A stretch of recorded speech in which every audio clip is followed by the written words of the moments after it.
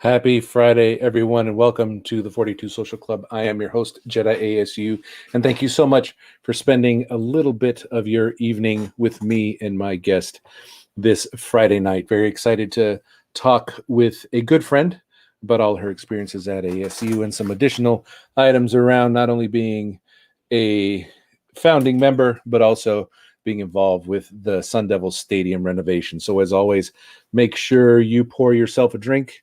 I've already begun in one of my favorite igloo coolers. Sit back, relax, and let's get social. On today, it is Friday, January 29th in the year of our Lord 2021. Hopefully you have had an excellent week. I've had an interesting week. My cousin passed away from COVID-19 on Wednesday. So thank you everyone for sharing your condolences and reaching out. So I appreciate you and all your love, thoughts, and prayers and everything else and reaching out. It has helped a ton. And so my guest tonight, I'm actually extremely excited to have on because she's, I would say, one of the founding members of the virtual Sun Devil Summit, as it was one of her ideas to actually start that. Lindsey Campbell out of Fort Worth, Texas, born in Texas, born and raised, and actually raised in Arizona, but then moved back in Texas right now. Double Devil, doing her undergrad in 2016 and then finishing her master's in 2019. And for Nick Granillo, I know you're out there, founding member of the 942 Club as well. It is the great Lindsey Campbell. How are you? Lovely to see you. Lovely to see you. Happy Friday. Happy Friday. Love the shirt, Friday. By the way. Oh, yes. This Madison Curley, shout out. She started a campaign with I Play Like a Girl. And my favorite number is 32, by the way. So Sarah Fuller's number is on the back. Right on. Love it. Which she wore 32 at Vandy. And it's a great cause. And I needed the 32. So that's awesome. No, I love that one. And so actually she tweeted at Channing Frye, to buy one. And he said if ASU wins, he was going to buy 10. Obviously, we didn't. So I told Madison if he welches on the bet, I'll buy the 10 shirts on because I didn't need him welching out. So I haven't heard anything. Maybe he did. So I'll follow up with Madison and figure out what's going on. So as everyone's still joining, hopefully, did you get that link to your grandmother, by the way? I did. Hopefully my grandmom is watching. She told her about it and she was like so excited. Excellent. Well, let's keep watching the phone. Hi. What's your grandma's name, by the way? Dixie. Dixie? Is she there in Texas with you? No, she lives in Goodyear. Oh, so excellent. Yeah. Okay. Ms. Dixie, always lovely to have you as part of the show. Hopefully you are enjoying yourself. What are you drinking tonight, Lindsey, by the way? Are you I'm drinking some Truly lemonades. Got my pretzel koozie. Lovely. Very nice. But fun fact about my grandmother, Jedi, is she is from Tucson. Oh, she's a fellow Tucsonan. She is. She went to Amphitheater High School. Wow, the Amphi, the powerhouse back then. Mm-hmm. Exactly. Yeah, I remember that. So if she's, I don't know what year she left Tucson, but I went to Desert View. So it was only 4 years old. The high school was only 4 years old. That's actually the first full graduating class. Oh, wow. Yeah, exactly. So that's how long ago it was. And then there was and it being on the south side, there was a gang shooting, and then they put a fence up, and now it looks like a prison. So that's his life. Anyway. So yes. So I know everyone's joining, but I definitely want to hear more about Andrew Taylor Duke. Shout out to you out in the chat. Paul, lovely to shout out for you in Long Island. Thank you everyone for joining. Can you see the chat there on the right side, by the way?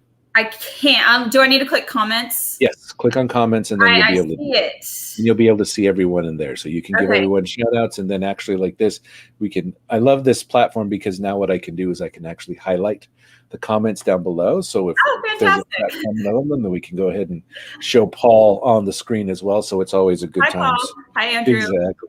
All our virtual family from the tailgates and the summits. So let's go ahead and put this out there. Why does Nick Granillo hold a grudge as to calling you a founder or not? Because I mean, I know you've been there since the beginning.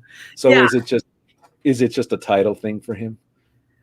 Okay, so I'm probably I'm terrible at knowing how stories begin. Okay. I think Nick being the troll that he is, just one night decided he wanted to be the founder. And honestly, I don't even know how it got started, but Bill, obviously the Kennedy, the leader of 942 and our lovely advisor, always instigates it. But sometimes it'll be like, hey, Nick, I'm the founder. Nick's like, no, I'm the founder. And then he'll be like, and then I'll tell him, oh, no, okay, you're the founder, but I built the stadium. So honestly, if somebody can tell me how that started, it could have been just one day we were in a meeting and somebody, those meetings, just a lot of things were said back and forth jokes wise. And I'm probably a terrible 942 crew member for not knowing how that joke started. Not documenting the history. But that's actually kind of interesting, right? Because what year did the 942 crew start? So in 2012, that was my freshman year, fall of 2012. Okay. But in 2011, or excuse me, spring of 2012, I want to say, Tim Schott, Lisa, now Arroyo, Alex Arroyo, others were involved in kind of a starting of how could we get more people to basketball games. Okay. And so the fast forward to fall of 2012. I don't know if this is so long ago that I've talked about how this all came together, but fast forward to fall of 2012 and the concept of the 942 crew came about. And that was when Coach Sendek was there. If you remember the 2012-2013 team, you had Jackie Carson, Yes. Jordan Machinsky, I'm like blanking on Ruslan, Carrick Felix. You had, it was a fantastic roster in 2012-2013. And so yeah, fall of 2012, I'll kind of back into how I got into and invited to the meeting. So Dr. Colvin, my best friend, Megs Colvin, and I went to high school together. We both ended up at ASU, and the first couple football games, we both love sports. We're super passionate about sports, as you all know, but we ended up getting to the first football game of that season, and we got one of the fast passes. I should have pulled them out at the time, before the fast passes for everyone.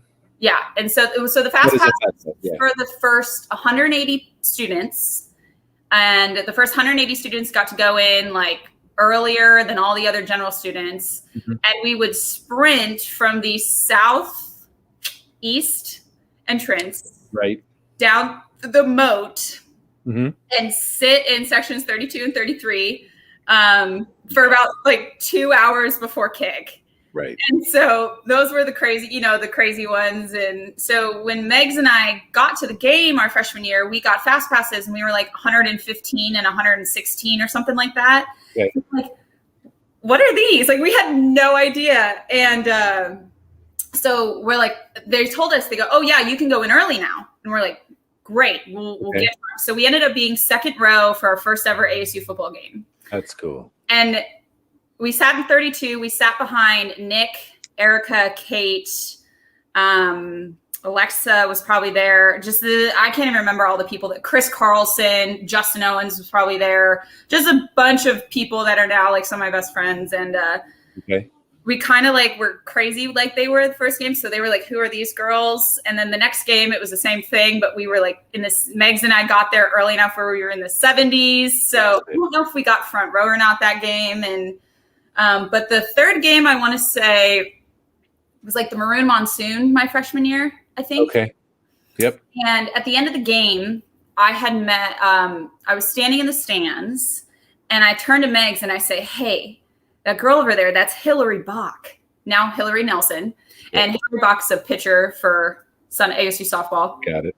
And she was also Bill Kennedy's graduate intern at the time. Okay. Didn't know that. And I went over to her and I was like, like fangirling so hard because I played softball growing up. And I went over and introduced myself. And I was like, hey, like, I'm Lindsey. I have the picture probably somewhere. It's probably on this year, you're just a 17, 18-year-old freshman. Yeah. Wide-eyed. Okay. I have a picture with Hillary and like, I asked her, I was like, hey, I like want to ask you about being a woman in sports. And at the time, you know, I was a marketing major at WP Carey, and I was like, I want to go work in sports. Like, that's what I'm going to do. Okay. And she ended up, fast forward, I think it was October, saying, hey, I have this really cool opportunity in athletics that I think you should be a part of. Okay. And she's like, yeah. And she's like, bring a friend or bring friends with you. So I bring Megs with me. Of course. She texts me and Hillary says, come to the Weather Up Center. And I was like, what the hell's the Weather Up Center? What the hell's that? What is this? And so and mind you, okay, so Megs and I thought this was going to be a little bit more formal than it was. So we're not wearing like actual like professional clothes. We're just wearing like nicer shirts and shorts, but like it was just your typical, you know, college, but we're not wearing any ASU stuff. None. We call it Tempe. Weird. You're like, why are you not doing that? What is it? What is it? What do they call that? The dress blues in the Navy, right? So I guess that's dress Tempe. Yeah, we were wearing like shorts and tank tops. It's October in Tempe. Right. And we show up and Hillary's like, oh my God, I'm so glad you're there. And I walk in and we sit in the men's basketball film room in Weather Up. Okay. And it was myself, Megs, Lisa, Alex, Christine, Travis Bugby. I think Tim was in there. And honestly, I can't remember everybody that was in there at the time, but I like everybody, you can comment and tell me if you were there or not. And all of a sudden, Bill starts introducing everybody. And then all of a sudden, Coach Sendek walked in. Jordan Baczynski walked in. Carrie walks in. Jackie Carson walks in. And then Kenny Martin, who was on the team at the time, played in the same district in Arizona that Megs and I played in basketball. Oh, right on. Okay. Kenny. And Bo Barnes, John Gilling. Yes, right. Ruslan. I think Jarrett was on the team. Jarrett Upchurch. Oh my gosh, but the team was just phenomenal. Yeah. And so all of a sudden Bill goes into, we want to get more people at basketball games. And Megs and I were like, hell yes. Megs was in student council. We played basketball together. We were like, we got this. And then we break. And then we actually interviewed on this day. Like, wow. Bill and Hillary interviewed every single person that was in that room. And individually or as big mass of bodies? I was individual. Okay. And I was like, I want to, you know, me being the sports kind of marketing person I was at the time, I'm like, well, I want to get fans there. I want to make it exciting, but I also want to get athletics on the map and make you guys money. And I was like, how are students going to make? Yeah, exactly. Back on it. I'm like, how the hell are students going to make money?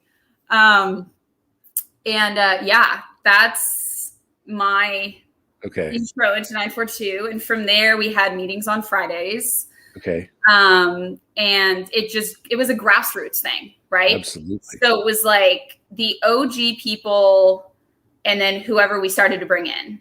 Mm-hmm. So Nick actually wasn't even there for the first meeting. So okay.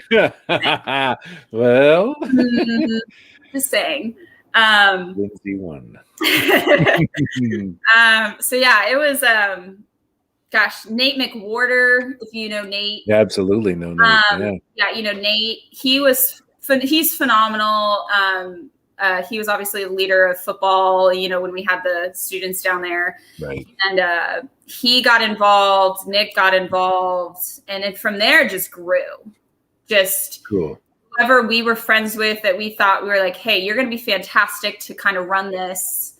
And so it ended up being so many people wanted to be a part of 942 crew. We're like, okay, we got to make like an exec board. So the exec board is kind of the core people that are the ones behind the scenes of everything. And then everybody's a part of the 942 crew. That's what you have to remember is anybody that comes into that arena, regardless of where you're sitting in that student section, you are the 942 crew.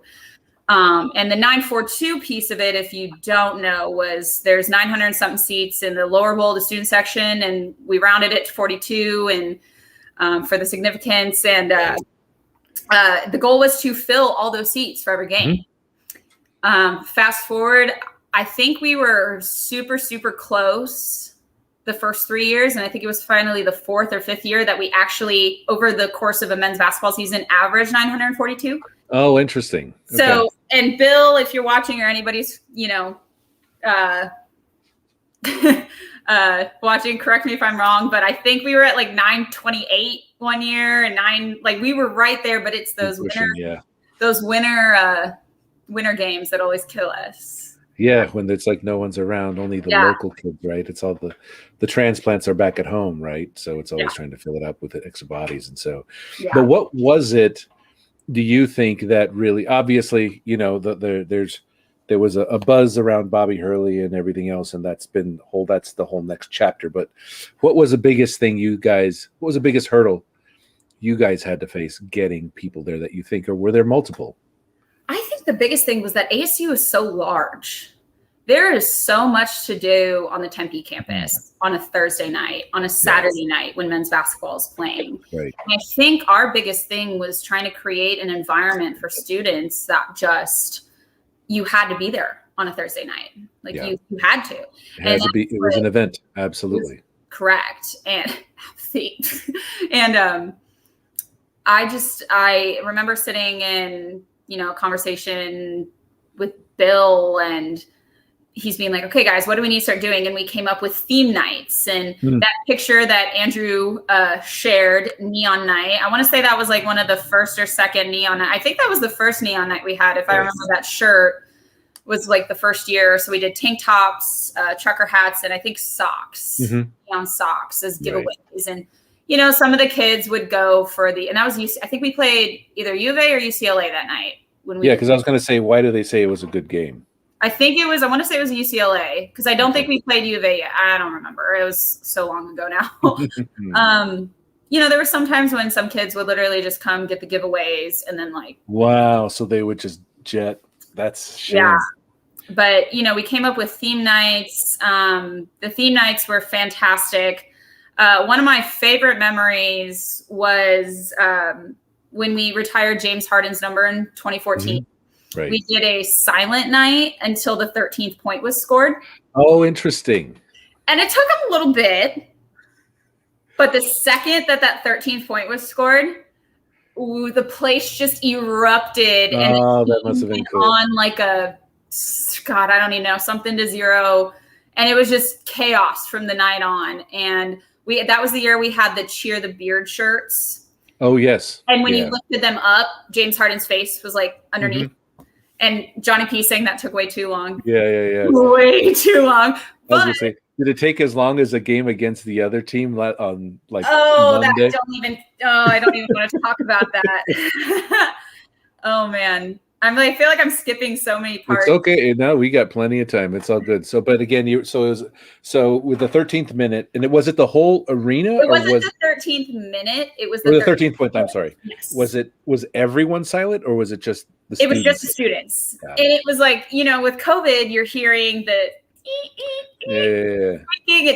so you could hear that on the court. And honestly, the team had no idea we were doing it. I was going to say, did even the announcers and TV, did they know? They're like, what's going on? I don't think so. I had no idea. But the second that 13th point was scored, place erupted. And it was one of the coolest experiences. And then everyone's like, oh, we get it. Okay. And then they took up the energy. That's very cool. Yeah. And then did James Harden take a picture with you guys that night? Okay. But he took it with the other side of the student section. Oh. Dieter's side. Thank you for pronouncing that. Because I keep seeing his name and I'm like, I keep trying to figure out how I'm going to. I did think he took some. I don't remember being in a picture. He could have been on our side and I wasn't just there for it. But I do remember seeing the picture, like Tim's in it, Ryan's in it, Moser's in it. Right. And they always sat on the opposite side of that I did. Now the opposite side, right? Obviously, they're the two ends near the goals. Now, which side was the curtain of distraction on then? So the main curtain, if you're staring at the basket, so the student section is on the east side of the stadium. So if you're staring at the basket, it's on the left side of the basket, the main. But it's on the east side of the arena then? Yes. Got it. Okay. It's on the east side of the arena, in front of the student section. Okay. So Megs and I, Dr. Colvin and I, always sat in seats 5 and 6. Okay. That was like our superstition. Like always 5 and 6. If somebody was in it, right. we were throwing hands. We were like, get out. That's just where we sat. And Nick was our side leader. Tim was the side on the other side. And, it was so much fun. Like, that's so cool being able to do that. But you had two sides. Now, the other thing is that, were you there for the double inferno, or was that after you? No, I was there. Mm-hmm. Okay. So two things, right? One, what was that like planning that, right? Obviously they announced it to you, but then planning that, what was that like? Because that's a lot of bodies to organize. You want me to talk about football or basketball? For football first. Okay. So it seems to be kind of the native formation of you guys being on each side. So you're there, right? But how about I want to talk about the double inferno quick because I have a question after that. But how was it organizing that? So I was not a part of organizing it. I was in a sense, when I heard about the double inferno, I heard about it as I had my renovation hat on, not my student hat on. And the idea kind of came from Coach Graham. Okay. So his thought process behind this whole thing was it was like the black holes in Oakland for the Raiders, right? So you got 2 end zones where the students are just going nuts. Right. It could have worked if there were not as many, like if there were, I still think today it could have worked. I do. Mm-hmm. But you didn't have the attendance numbers. Yeah. That was the issue. And then the South always filled up because it was easier for students to get to the South end zone than it was the North end zone. Right. Concept, I think, was great. The idea in Coach Graham's head was like when the team, it doesn't matter what's way the opposing team's going, they're going to have to go through either student section. It doesn't matter. Execution. Yeah. I was all for it. I was like, I'll sit on the north side. I've sat on the north side a couple times. And I like the north side because it's cooler. You can stand up on the sun deck. But you don't get to see the big 1 square foot bigger video screen than U of A. Right. Oh, shoot. Right. Excuse me. No, please. Yeah. See, that's right. You said the other school's name, and if you type it, then you have to drink twice. So the follow-up question to that is, do you know who owns that double inferno flag, and do they want it? Because I'll drive down to Arizona and pick it up and bring it back. Bill Kennedy, I am going to release that question to you, and I'm sure somebody in athletics has got to be somewhere. Because I don't think you're going to be using it anytime soon. So I have no idea where it is. I've never seen it. I've only seen it on TV. So my goal is to, one, get my hands on it. It'll probably be as big as my garage. And then I'll drag it to a park. And it'll give me a reason to buy a drone because in this way I can spread it out on game days and take a picture of it and then bring it back down. So that'd be pretty cool. That's the goal, but I need to be able to find a way to get my hands on it because I don't think we're using it in any way. But like you said, so coming back to basketball, right? That was really the impetus of the 942 crew, and so that's where it came. And you're driving, you're gathering attendance, and you're increasing the average, which is good, right? Because you're getting a good buzz. But now, what birthed the curtain, right? Obviously, there's a lot of people, but how did that come about? So I have it's going to take me a second to find it. Please. I was not even at the 942 meeting when this occurred, when it was interesting. Formed. Okay. Tim Schott, love you, Tim, one of my former Tillman House roommates, we had a 942 Facebook page. It might even be easier for me to go on there and find it. We had a 942 Facebook page, and Tim posted in that page, if you were not in the meeting today, you missed like the birth of the greatest thing ever. And Tim Raffel, who is an ASU alum, and who helped pay for the first PVC pipe and all that stuff, donated to the cause of the curtain, was also there. And it was an idea that the opposing teams were shooting better free throw percentages at the student section. than they were not at the student section. So they were shooting better in the second half than they were in the first half. Okay. And meaning facing the east side, they were shooting better over there. Okay. Correct. Facing the students. Got it. And we were all just like, we can't have this. Like, what do we do? Yeah, because I'm sure you were making noises. You had the little clap things. You're doing all kinds of nonsense, right? But it just wasn't as effective as you wanted it to be. Right. So I found the photo. Okay. July 26, 2013. That's the birthday. Okay. For all y'all not at the meeting today, we may have come up with the greatest free throw distraction today. Legends will be written about what we came up with today. Stay tuned, folks. That is if you can like kind of see it. Yeah, that's very prescient. That is a Tim shot. Wow. And speak it into existence. Truly. And yeah, I wasn't at that meeting, and I'm very sad I wasn't. But they started talking about something about Tim and Bill tell this story so much better since I wasn't there. They talked about like something popping out from behind something. They talked about Duke, I think, or I don't even remember, or box, like the box. The Jack in the Box thing. I don't honestly, I don't even want to say it because I'll butcher it. And they can laugh at me all they want right now. But yeah, the July 26th, 8 years ago. Wow. Born. It is 8 years old. And it's still something that, and it's in Coach Sendek recycled it in Santa Clara for a very brief moment. He did. It was just, and the best part, it violates no NCAA rules.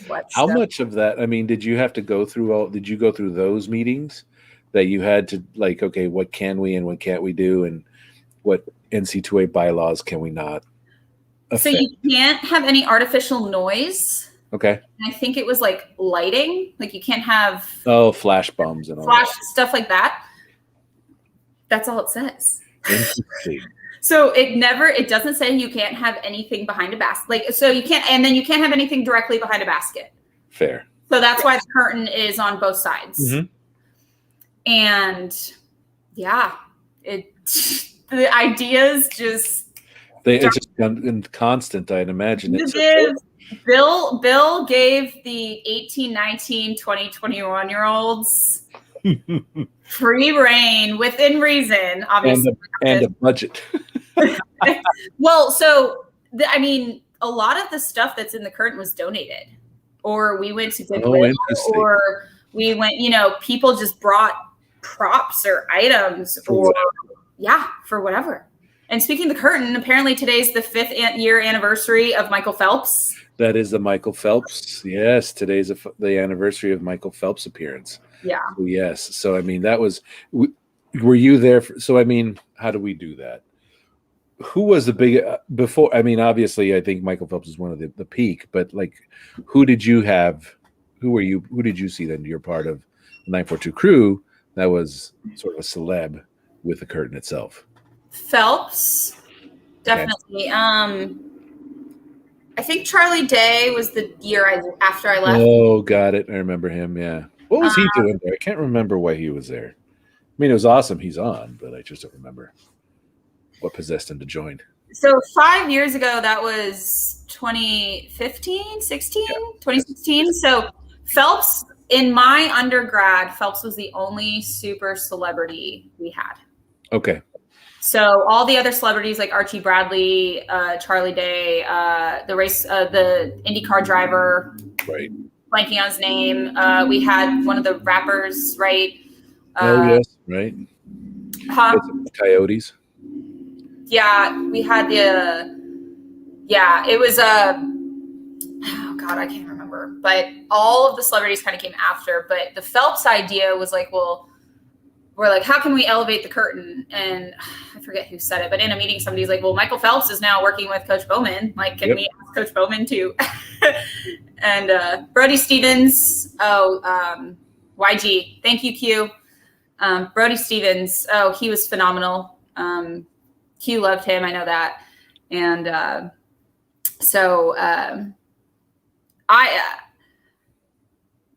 curtain, I think, is what attracted so many people. Absolutely. Still to this day it does. It still to this day does.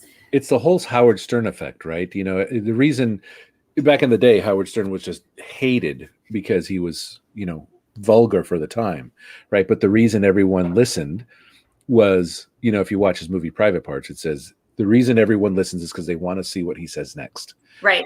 And there's a whole other segment, you know, it's like they asked all the people that hate him, why do you listen to him? Because I want to hear what he has to say next, right? And that's exactly it. What are they going to do next? How are they going to top it before? What are we going to see? Mm-hmm. And it's just everyone always, you know, that's why people tune into it. And then depending on the broadcast, they glom onto it, right? So they're like able to. It's not every again because I have to watch it on TV. It's not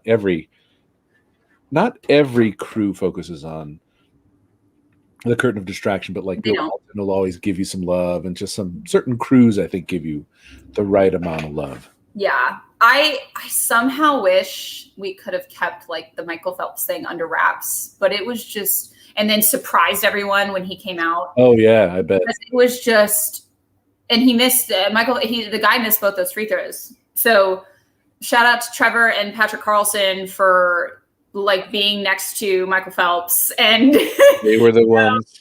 Him wearing his suit and his medals, and just, you know, you have like, because it was just epic.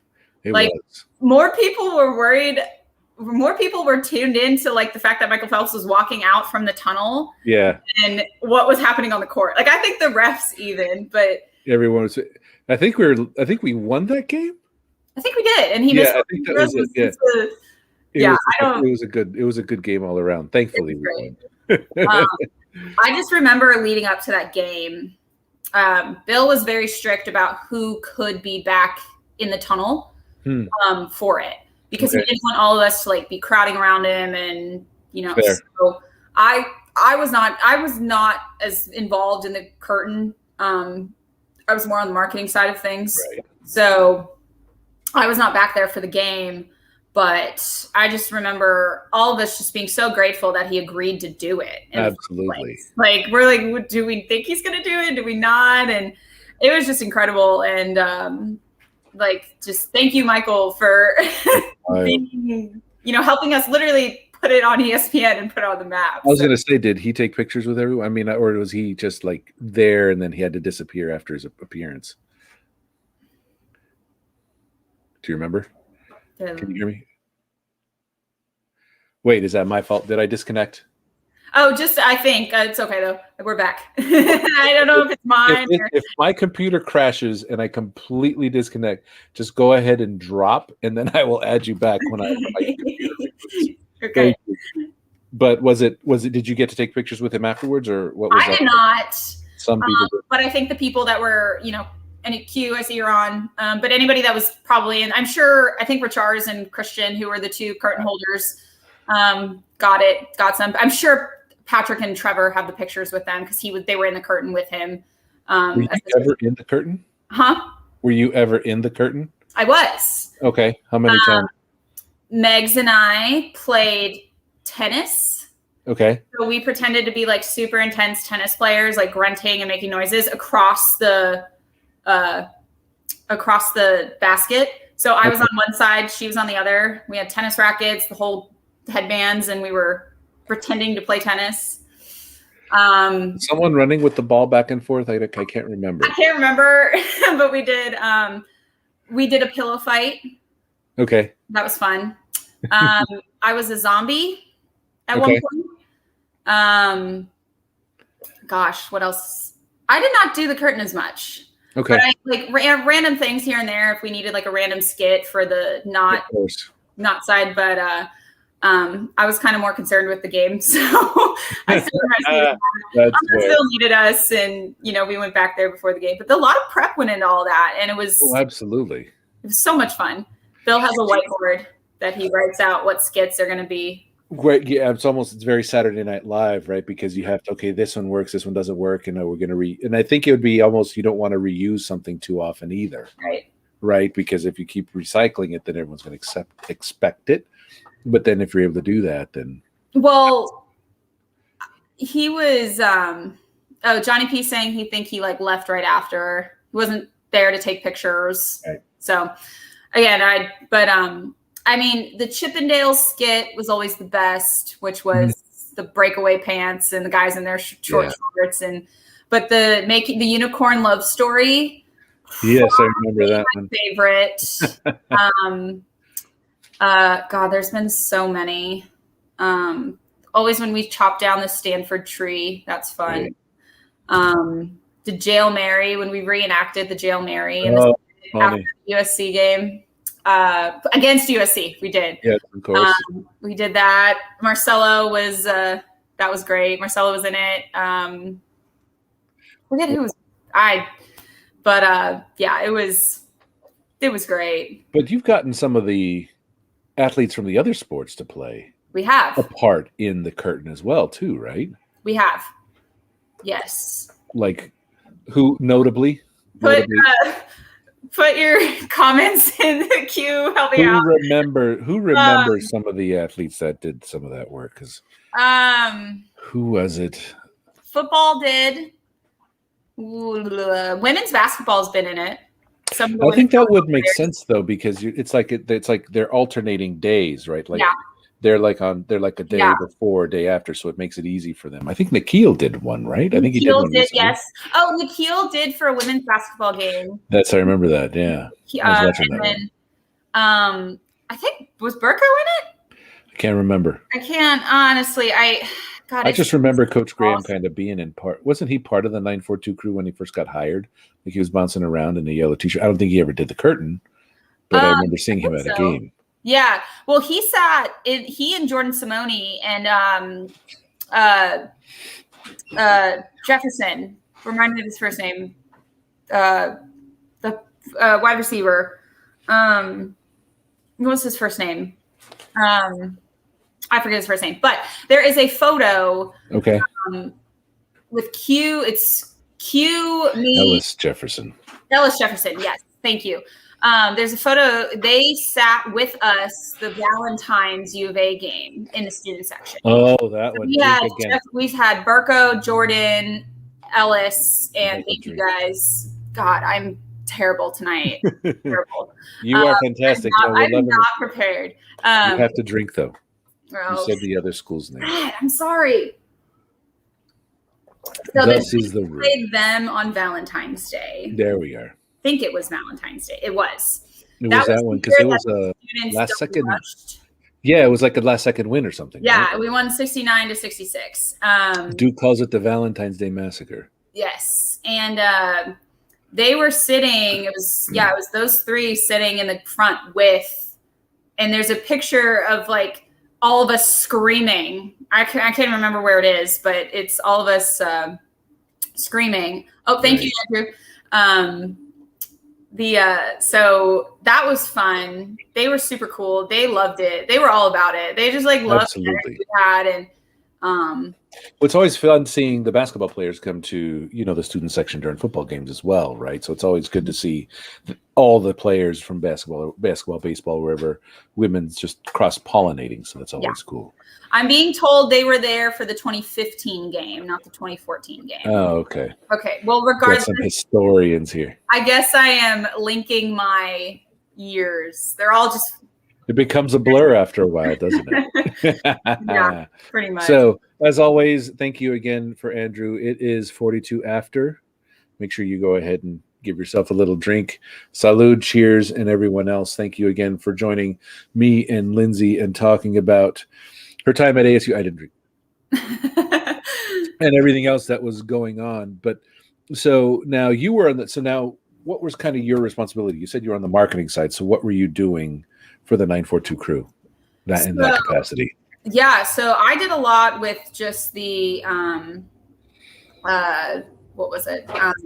grassroots. So we just went out on campus, handed out so many flyers. Wow. Okay. So many people. It was kind of nerve-wracking too, like walking up to random people in the dining halls and being like, basketball game. Yeah, I bet. Game.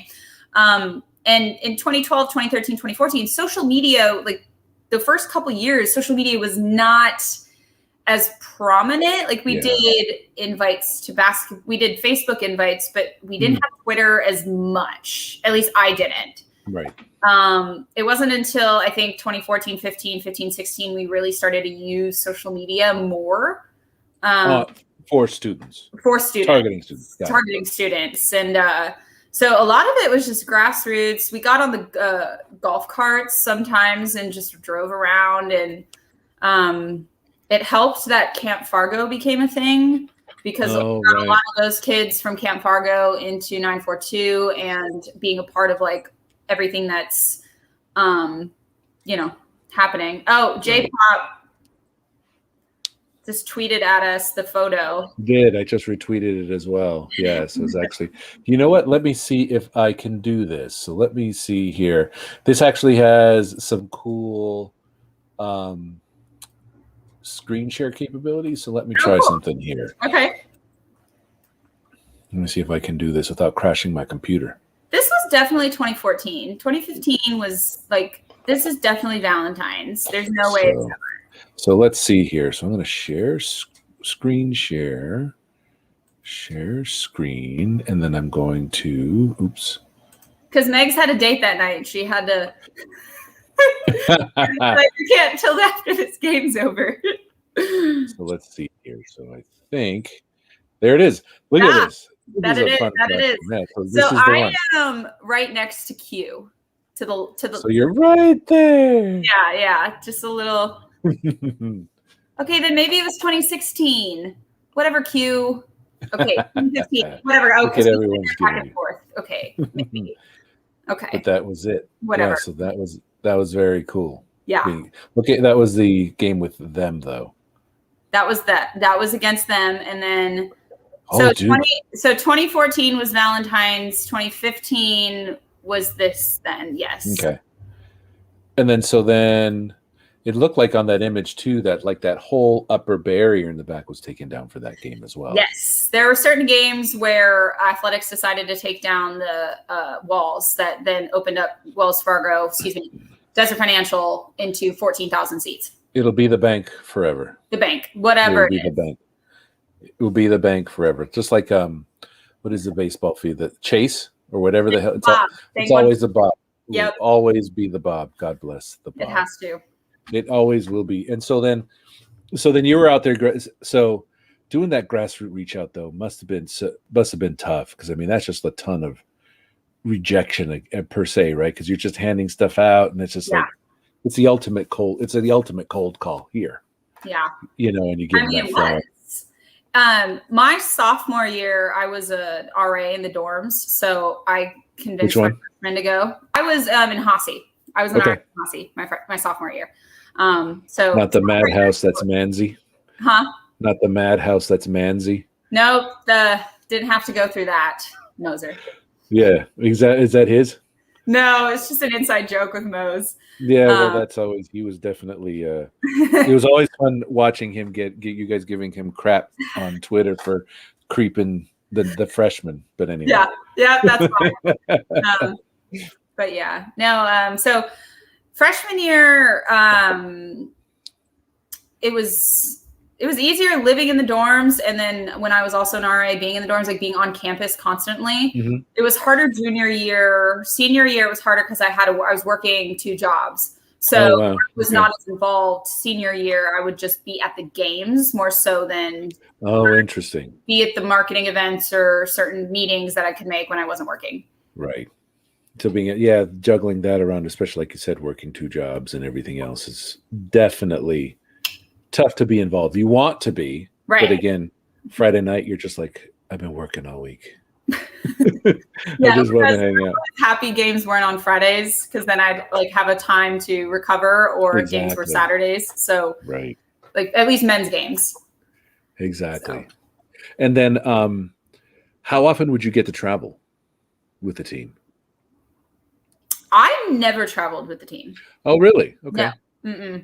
I never did. Never did away games. Not even the tournament games, unless it was Vegas. Okay. We went to away games. It was on our own, but we did go to U of A games. We did travel to U of A games. Drink again. Twice. I'm sorry. It's just... I know. I can't remember who set that rule up. I just say it. But yeah, I know. I don't know who set that rule up. I just enforce Them. it. Them. But so you would travel down there. That must be the worst. I mean, not other than the football stadium, the actual basketball arena must be kind of oppressive. I have never been into them's arena. See, that's another thing. We're going to have to put this out to everyone out there. I don't know if we can say a McHale Center or not. I don't think there's anything bad to say McHale Center, but maybe that's because I grew up down there. But yeah, I'll drink for it just in case. Besides Vegas, we never traveled, if I remember correctly, we never traveled down there for men's basketball games because it was always sold out. But we would travel. We went down for a couple women's games. I went down there for a volleyball game. Besides Vegas, which 4 years of Vegas was fantastic. I didn't go to many away games. Okay, that's fair. It just depends. Again, student budget. You can't be there, not taking you around and all that. But again, obviously, you get to go ahead and travel with the curtain right to Vegas. Yeah. And so then, would you be? Was it always a turn and burn, or would you guys always at least get to stay one night? So the first year we went, I'm going to refrain from saying certain things. You can share what you want. No. So the first year we went was spring 2013. Nobody had any idea what to expect. Okay. Nobody. We drive up the day of the game, and I think we were playing like the late game. I think we didn't tip off till 8:00 that night. Okay. Something like that. So we drive up. We were the play-in round. We weren't the delayed. We were that first day. Yeah. Yeah. Okay. Yeah. And we ended up winning that game that night. So we stayed for the next day, and then we lost in the second round. So we stayed through the next morning, and then we drove home. Okay. So you got to hang out in Vegas an extra night without any... When I was 19, yes. Without any commitment the next day, except for driving back. Correct. That's not bad. The first year we were there was probably the most epic year, I think. Okay.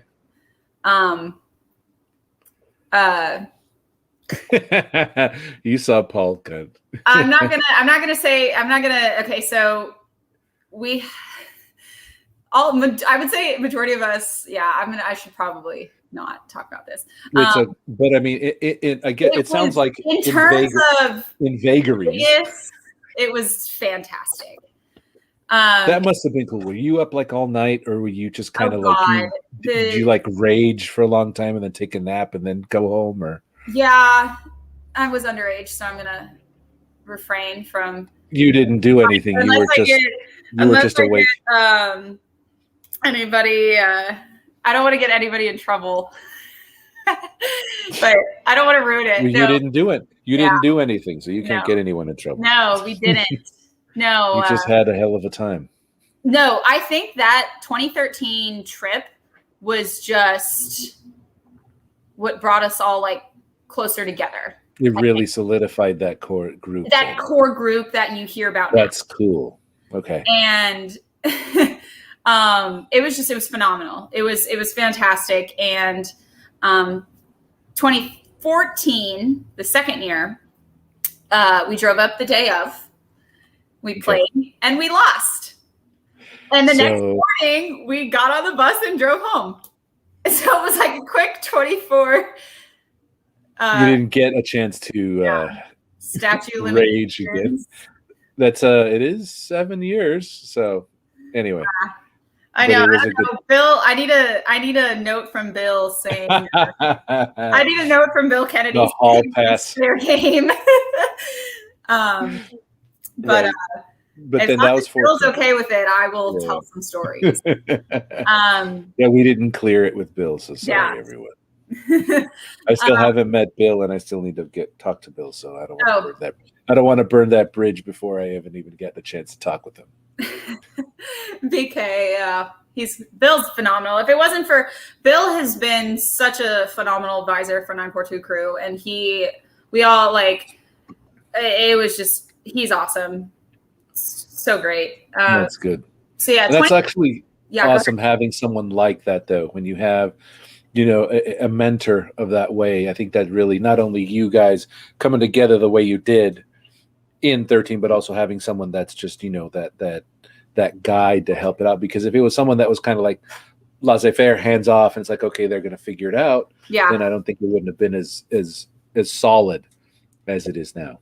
Yeah, it was just having an advisor like Bill has been phenomenal, and anybody that knows Bill or has been in 942 can attest to that. Like if it was not for Bill, I don't think 942 would be what it is today.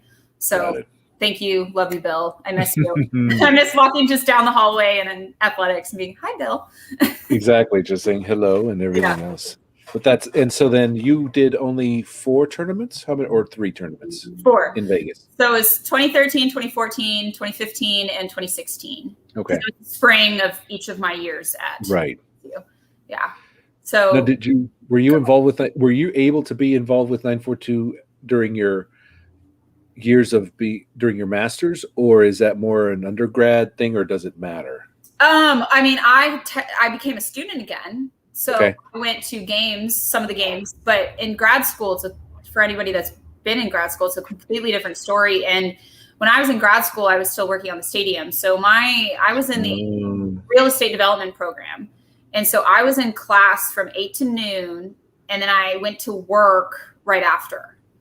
So, wow. Yeah. So my boss, was a huge supporter of me getting my master's. Mm-hmm. So I was in school in the morning, and then I went to work in the afternoon, and however long I was at work, or it's just kind of and then I had to go home and do homework. So yeah, okay. It's hard to be involved. Yeah, that's fair. Okay. But I also had my time. Like I was, it's just the memories I had with 942. I was like, I don't know if I can make new ones with the new group of people. Like this new group of people that's in there, they're doing a fantastic job. Like I just want them to have their time. So it's interesting. It's almost like it's the equivalent is, again, you've left high school, right? You don't want to go back to it, right? You're there, you made your memories, and then you have a whole new group that's thriving, right? So you don't want to you just kind of want to enjoy it from a distance as it is. Pretty much. That's actually good. That's very good. So now, what was the one thing you wanted to do with the curtain or at the 942 crew that you didn't get to implement while you were there? Oh gosh. I've never been asked this question before.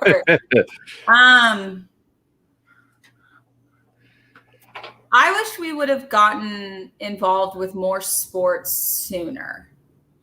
Meaning?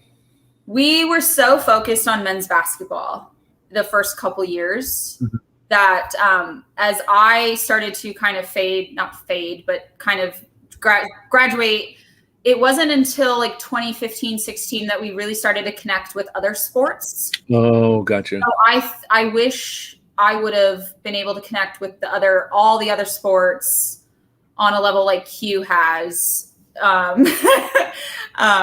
But yeah, I think it just evolved into being an athletics supporter, and it's without the support of the entire athletics department, and especially Bill, it would not be what it is today.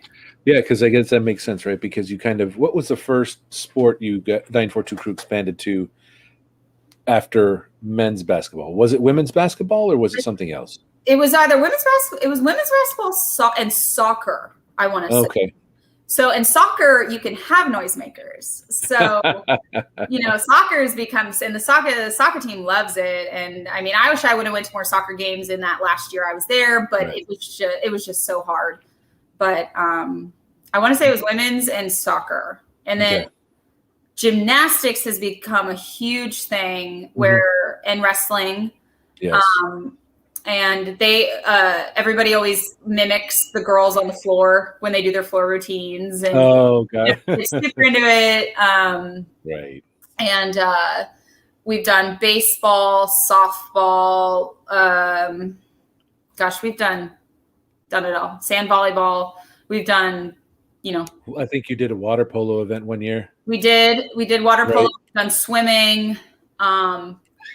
Just we love athletics. That's the biggest thing about the kids that are in 942 crew is they just absolutely love athletics. Right. And it's just a way for them to be involved in it. And that's, I think and that's brilliant too, because if they love athletics, then it's like there's always if you have a niche, right, a very particular interest in, I love gymnastics, or I did gymnastics when I was younger and I want to be involved. It allows them to lead that for gymnastics or for something else, right? So whatever that athletics team may be, and I'm sure the athletes love it too, because you're getting their peers and other fans involved and just getting rowdy that way. But the soccer one must be crazy. That would be cool too, because I mean, if just growing the soccer program, then you can make the noisemakers and the drums and the chants and all this other craziness. So I think that would actually be a lot of fun to witness. If you have Q on one night, he can tell you all about that. Yeah. I was not as involved in soccer, so he was part of it. Well, then I can't wait. Well, then you got your invite queue. So it is the top of the hour. We always take a break for another 10, 15 minutes, allow everyone to refill, bio break, and everything else. But we're going to go ahead and jump into kind of the transition into kind of your time with the remodel of Sun Devil Stadium as well. But everyone, thank you so much for being part of the chat. There's a good crowd out there and reminding us all of the good memories and the years and everything else. But what we'll do is we'll go ahead and take a break. I'll actually put the brand back on, so you'll just see the 42 Social Club sign up for a little while, and then we will resume at 15 after, and then we'll talk some more. So be right back, everyone. Thanks, Lindsay. We'll talk in about 15 minutes. Sounds good. See ya. Again, thanks, everyone. Got the background set. See you in 15 minutes.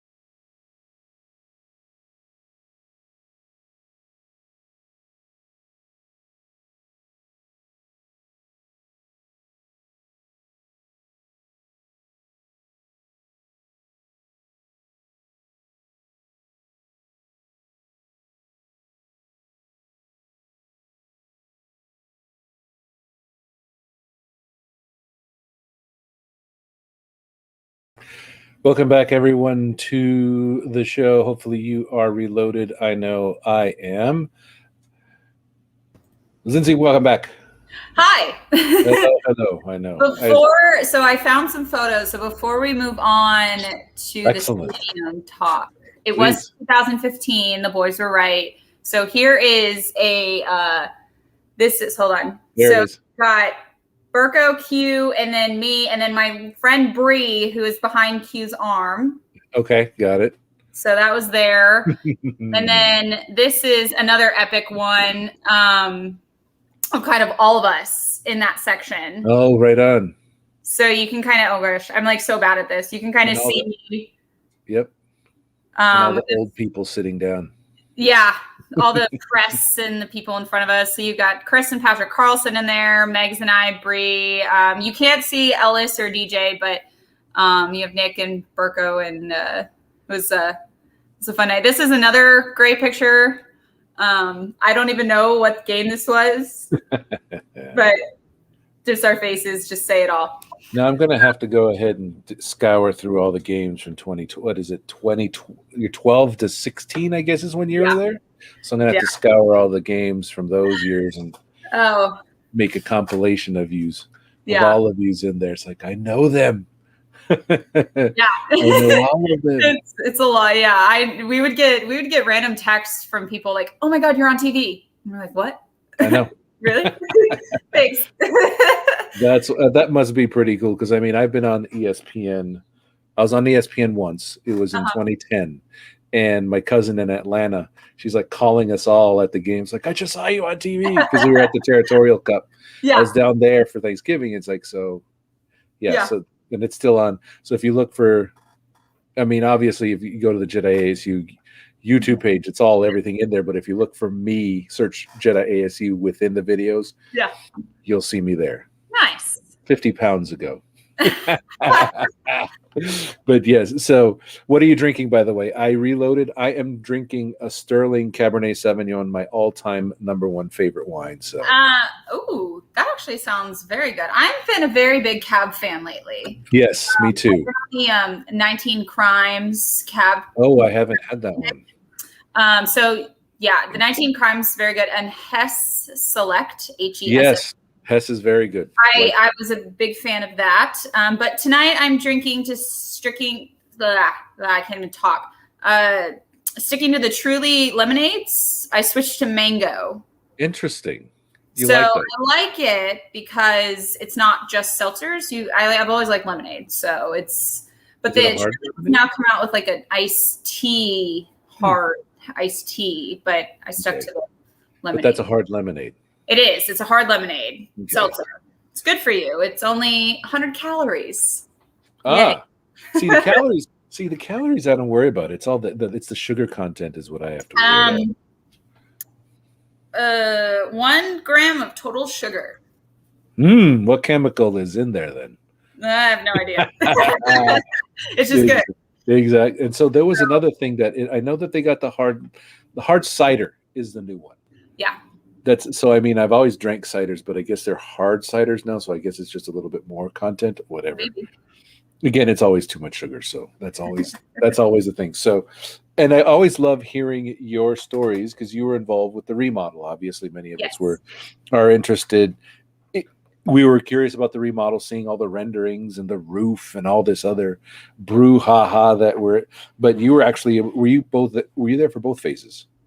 I was there from 2000. I was involved from 2014 to 2019. So is that beginning to end? Kind of, in a way.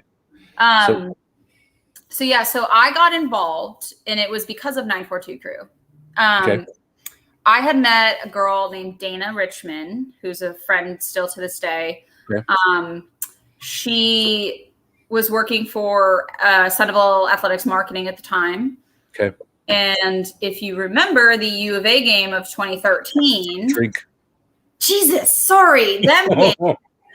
2013. I'll drink with you. It's okay. We won, and we were hosting the Pac-12 championship. Well, that was an electric night, by the way. Yes. Oh, God. So Athletics announced, hey, students, your tickets are going on sale right after the game. Oh yeah, there was a mad dash. I remember reading that on huge TV. mob. It's a huge yeah. And all of a sudden they start ushering people out, all that. And Dana pulls me. We had met briefly through she was doing marketing stuff. I was doing 942 stuff during games. And she pulled me into the marketing room in Wells Fargo. And, from there we became friends. So Dana was involved in student government. And if you remember in 2014, the athletics fee was implemented into student tuition. Yes. And essentially that athletics fee had a student board that reported back to the Council of Presidents at ASU. So within that board, Council of Presidents is what? Tempe, West, Poly, downtown, all the presidents of the campuses, the grad student president, that group. Got it. And Dana was a part of this first initial group, but Dana was graduating. So Dana had suggested or nominated or, told the outgoing and incoming Tempe presidents to interview me and I could replace her. Oh, wow. Okay. So I interviewed to be on the athletics fee operations board, which oversaw the athletics fee. And that was basically making sure that the $10 million that was being allocated back to intercampus shuttles, grad student assistance, the money was being but within that board were subcommittees. One of the subcommittees was game day. One of the subcommittees was marketing. One of the subcommittees was community outreach. And then one was renovation. Okay. So I was like, I want to be involved in the renovation because I'm already going to games all the time. I'm super interested in knowing what's, I was like, I got to know what's going on. And so I interviewed, I became the committee chair. That was all end of 2014 spring going into 2014 fall. Fast forward to November of 2014, I sat in a meeting with at the athletics in the Carson building, and my future boss was in that meeting. So Trinity Works' role on the stadium renovation was owner's representative, and I'll get into that in a sec. So my boss, Isaac Manning, was in there as an owner's rep. Jack First, one of the lead donors of the stadium, was on there. He kind of his the 365 vision kind of came from Jack. So I'll get into that in a sec. Gabe Cagwin was in there. I can't even remember. I think Becky was in there. There was a couple, Lance from Dr. Montoya, just different people from both the university side and the athletic side were in this meeting. Fast forward to January of 2016. I reach out to Isaac, not just saying, hey, we haven't had a meeting in a while. I need to give an update to my, president, the Tempe campus president. Can you meet for coffee? I just need to get an update on some things we were talking about. I had class, I went to the gym, and then I had a meeting with Bill Kennedy, and then I went and met Isaac for coffee. So I'm sitting there in a t-shirt and shorts, hair in a bun, insane. And Isaac, we talked about it a little bit, and then he goes, what are you doing right now? I was like, what do you mean? He's like, how would you like to come work for me? And I was like, what? What? This is February of 2016. So Monday, February 1st, it will be 5 years that I've been with Trinity Works. Wow. Okay. Yeah. So we're sitting in the Starbucks on 5th Street in Mill. Yep. And I was like, what do you mean? What am I doing? And he's like, well, how would you like to come work for me? I was like, what?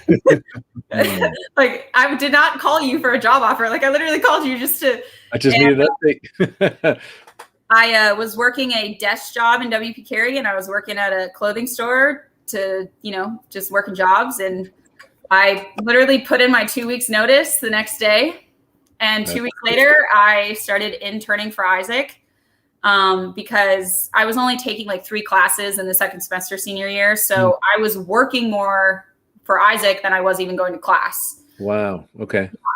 So the first week I was working for Isaac, Okay. I went to the Sun Devil Stadium working meeting. So it was, I sat there, like, just yeah. listen, right?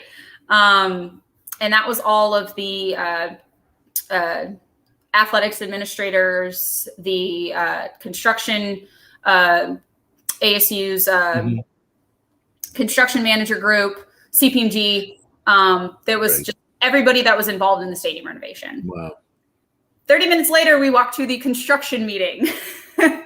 And the next morning, Isaac takes me to the technology meeting. Wow. So I got thrown into the gauntlet, like, right from You're the get-go, seeing literally every aspect of it. with no construction background whatsoever, or no real estate background whatsoever. Right. And it was, since then, it's been absolutely incredible working for Isaac. So our role as an owner's rep was to come in and work with the donors and with athletics to make sure their vision and their the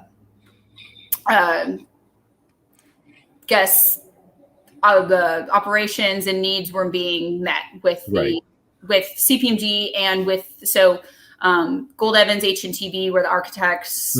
Hunt Sunt was the joint venture construction partners. So we worked directly with them. And I, to this day, don't know how in the hell I got there. And I am so blessed that my boss decided to work on another stadium, because my boss started working when he started Trinity Works. The first project he did was the American Airlines Center, Hillwood here in Dallas. Yep. And after that, he swore he would never do another stadium. And to this day, I tell him every now and then, I said, thank you for coming and working on this stadium.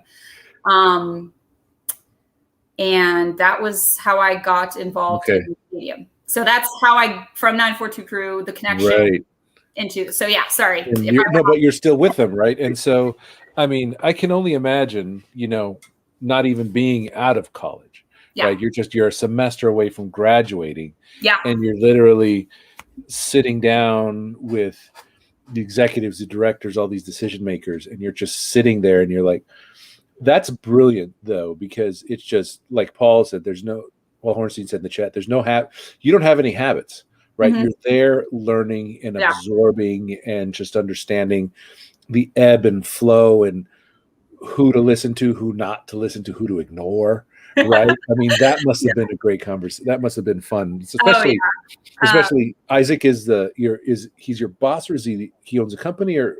Yeah, so he's my boss and the president of the company. Yes. Got it. So that must have been a hell of a lot of, because I've been in executive conversations too, but it must have been very interesting for him to just kind of talk about so-and-so and XYZ and so-and-so and XYZ, right? So it must have been a lot of fun to just absorb all of that.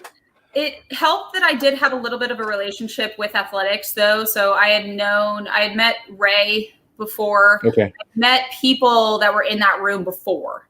So it wasn't like some people didn't know who I was, but one of that semester, senior year for me, what the hardest part was when I was in those meetings, I was not student Lindsey, I was Trinity Works Lindsey. Interesting. So there was a meeting where I did speak and then after the meeting, Isaac had to take me back and be like, hey, you can't say those things. I know you know the answer to them, but you were an intern when you're with me. And so that last semester when I was first started working for Isaac, my title was intern. So I was not a associate full time until after I graduated.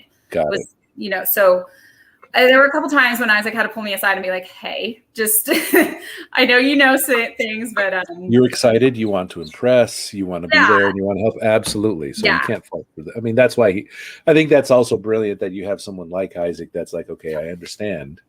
Let me tell you why. It's been, I couldn't have gotten luckier. to have fun Absolutely. like I do. So Absolutely. So now so you go and you're like, okay, I need to update whoever it is on something, right? yeah. And then you get a job out of it. But then what was it like after that? It doesn't sound like it was always meetings, but were there some like decision-making processes or anything else that you were involved in as well? In a little bit. Sorry, there's an emergency vehicle going by, and I promise there's not anything happening on Lancaster. Exactly. For all of you that are watching, there was an incident right across the street from Lindsey's apartment, and so if you want to learn more, tweet at us, and we'll share what the wide world of sports went down. But go ahead. Yeah, a lot of what I brought to the table was helping Isaac start to learn with things that with connections. Isaac's great at the relationship parts, but it was a lot of learning. In the beginning, I kind of just sat there. Like especially, I mean, I wasn't really there to make any of the decisions. Right. But when I started to really get involved was when we started working with Coach Graham and his staff on the student athlete facility. Okay. So a lot of the north side, right? The north yes. Building. Yes, the building on the north side. The whole process of that was just an incredible experience because we met, we worked with a graphic design firm who were phenomenal. I will talk, Infinite Scale was absolutely amazing. They do a bunch of other sports arenas and events around the world, I guess it is. They were phenomenal, but when really I started to get more involved on that side, I did a lot of the background research on things. Okay. Isaac had me do a lot of, I had to learn a lot of construction jargon. I had to learn a lot of real estate terms. But a lot of what I helped and was involved with was the student athlete facility, when we put the east side on hold, how the east side of the stadium looked, and then also the 365 initiative with Colleen and Jack and that side of things. And 365 meaning using the facility 365 days a year. Yep. Okay. So in real estate, we're about to spend $300 million to renovate a football stadium, and we will use it 2% of the entire year. Oh, wow. That's what those few weeks represent. Okay. Got it. So for 7 to 8 home games, it's 3% utilization. Okay. And that's not to say we're not having graduation. That's not to say we're not having other high school football games and the band concerts and the other things that happen. But the main event is used 2% of the year. And that's wild. So 2%. So the largest, correct me if I say this incorrectly, the largest chunk of revenue comes from 2%, that 2% utilization. Is that right? Am I saying that right? Yeah. Okay. So come into play the 98% solution. What are the things that we can do to fill that other 98%? So a lot of what I worked on was working because I already had a relationship after I graduated with the council presidents and the student body. I worked a lot with how the students would be able to utilize Sun Devil Stadium. So some of you may not know this, but we did a charrette, which is like a design, basically an all-day design or 10-day design process with the design school at ASU for 3 years. Okay. And the design students used that 10-day charrette to come up with ways of how we could make the stadium into a 365 community. Okay. And it was a phenomenal experience. Milagros and Will at the design school, a couple of the professors, they were incredible. Some of the brightest minds that I've ever worked with. And the first thing that I could remember out of that was the first year we did it. I want to say it was like 2016, 2017, 2016, I think we did it. No, 2017 it was. Yes, 2017. The winner, their concept was Central Park, like basically turning the stadium into a Central Park. So people were allowed to walk through, go sit on the grass, study on the grass. Different parts of the stadium were classrooms, different parts of the stadium, like they used it as a scratch kitchen. It was a really interesting way to start getting the idea of 365 going. Right. And ASU students were actually coming up with these ideas. Absolutely. Another one created a bike path through the stadium. Okay. Another one created a hiking trail from a mountain into the stadium. And that's cool. Yeah. It was the links or something like that. Damn, these are some great ideas. I could go on all day about the idea. Somebody even put rock on. If you've been on the west side on the upper deck, somebody put like rock climbing walls on the columns. Oh, that's cool. And it was just these ideas that came out of the students was just phenomenal. And a lot. Jack First was involved in it a lot, and he was phenomenal to work with.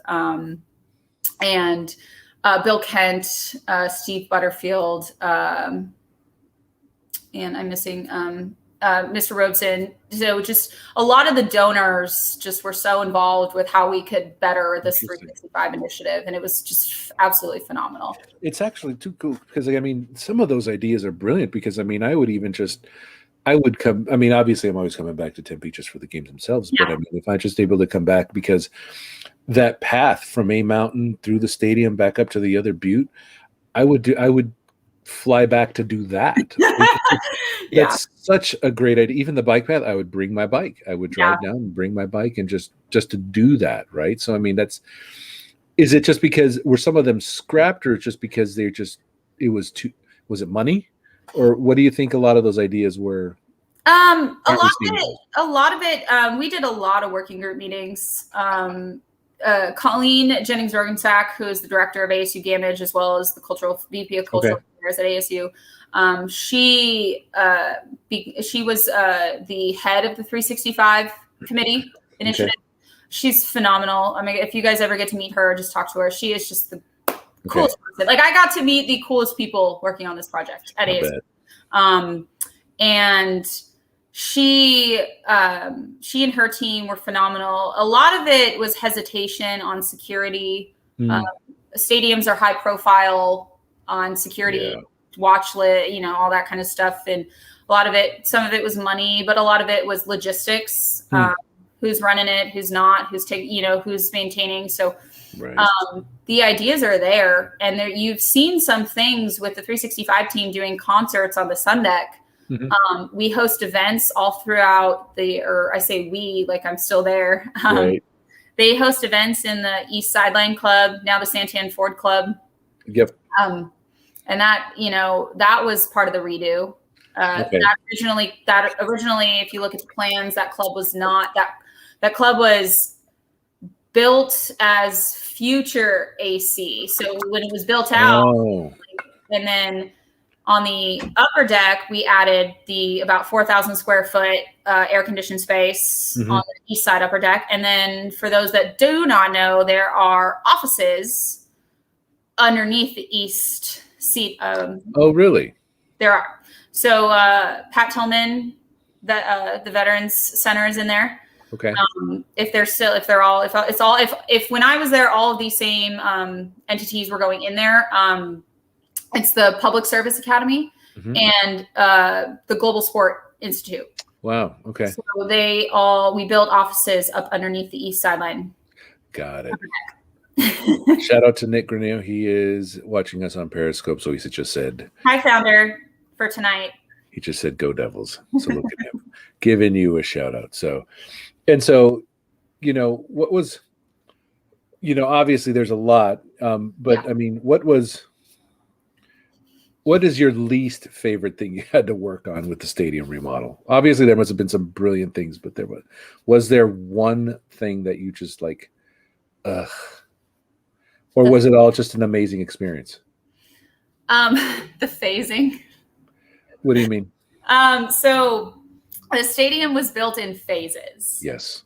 We did not close the stadium down for 2 years, rebuild it, and then come back in. Right.